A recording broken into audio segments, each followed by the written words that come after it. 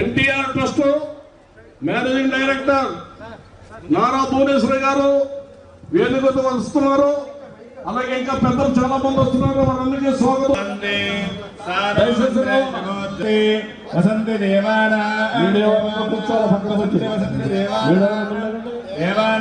కవయ కవయో దేవానాం దేవానాం కవయ కవయపార్థివాస పార్థివాస కవయ కవయపార్థివాసః దేవాసైతి పార్థివాసః దేవాయిదం మే సమనస్యమానో దివి దేవావసవో దీర్ఘమాయుః. అందరూ కూర్చోబెట్టండి దయచేసి. పోలీసు వారు సహకరించండి ప్లీజ్. దేవతారాబలం చంద్రబలం దేవ విద్యాబలం దైవబలం దేవ లక్ష్మీపదే తేంకరిఘో స్మరామి.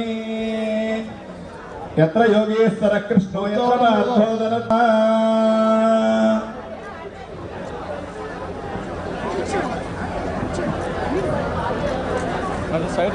బస్ వచ్చి లగాలి.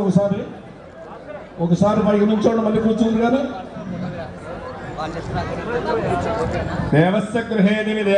వెనుకబడిన ప్రాంతం అని చాలా సార్లు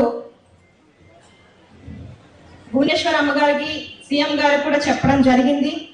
మన సీఎం గారు అయితే చాలా సార్లు అరకు పాడేరు వెళ్ళారు. ఒకసారి రంపచోడవరం కూడా రావాలి సార్ అంటే చూసుకొని వస్తానని చెప్పడం జరిగింది.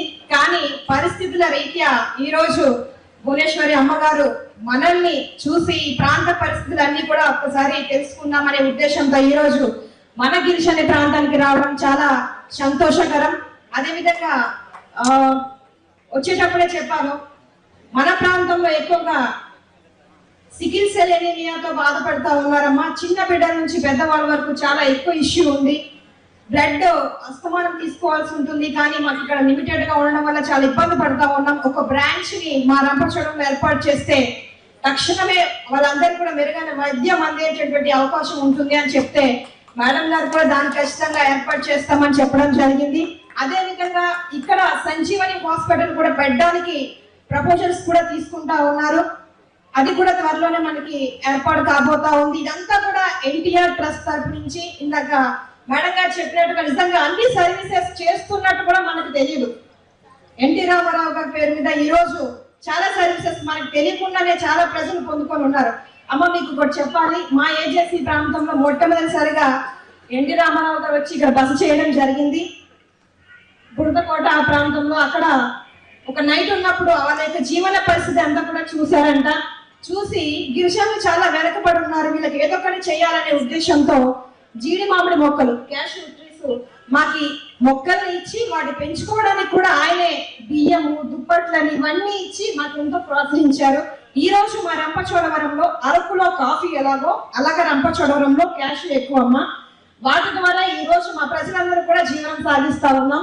అవి పండించుకొని అవి అమ్ముకొని మేము బ్రతుకుతా ఉన్నాం. అది కేవలం ఎన్టీ రామారావు గారు మాకు ఇచ్చినటువంటి బ్రతుకు తెరువని ఈ రోజు సందర్భంగా ఆయన పుత్రికగా మీకు తెలియజేస్తా ఉన్నాం. అదే విధంగా కనీసం వాళ్ళు కట్టుకోవడానికి బట్ట లేదు, ఉండడానికి ఇల్లు లేదనే ఉద్దేశంతో కూడు గూడు కూడు నీడ అనేటువంటి ఒక దృక్పథంతో ఈ రోజు పేద ప్రజలందరికీ కూడా గిరిజనులందరూ కూడా పక్క గృహాలు కూడా మంజూరు చేయడం జరిగింది. తక్కువ రేటుకే చేనేత వస్త్రాలు ఇవ్వడం జరిగింది. కిలో బియ్యం 2 రూపాయలకి ఇవ్వడం జరిగింది. ఇవన్నీ కూడా ఎన్టీ రామారావు గారు మా పేద ప్రజల్ని దృష్టిలో పెట్టుకొని ఈ రోజు ఆయన చేసినటువంటి దృక్పథంలో భాగస్వాములు అవి ఈ రోజు మా ప్రాంతం చాలా డెవలప్ అయిందని చెప్పడానికి నేను చాలా సంతోషిస్తా ఉన్నానమ్మా. అదేవిధంగా ఈ రోజు మన ఎన్టీ రామారావు గారి ట్రస్ట్ తరఫున ఎవరైతే అనారోగ్య బాధితులు ఉన్నారో, క్యూర్ అవ్వని వ్యాధితో బాధపడుతున్న వాళ్ళతో సైతం ఇక్కడ సబ్స్క్రిప్షన్తో ఇక్కడ మనకి మెడికల్ మెగా క్యాంప్ ఏర్పాటు చేయడం జరిగింది.